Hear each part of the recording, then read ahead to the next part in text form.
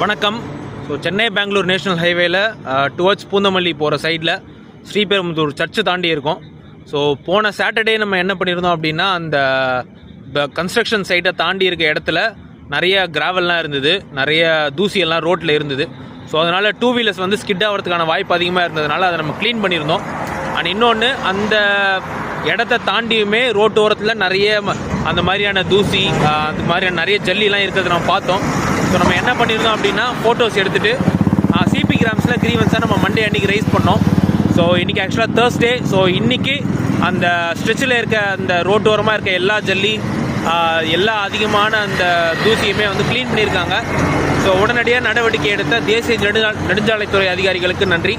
So இதே மாதிரி இந்த ஏரியா வந்து மெயின்டைன் பண்ணப்படணும் அப்படிங்கிறத நம்ம கேட்டுக்கிறோம். ஏன் அப்படின்னா, இப்போ இந்த இடத்துல வந்து அந்த கன்ஸ்ட்ரக்ஷன் ஒர்க் நடக்கிறதுனால நிறைய வெஹிக்கிள்ஸ் வந்து சர்வீஸ் ரோட்டில் வந்துட்டு திருப்பி வந்து மெயின் ரோடுக்கு போகிறாங்க.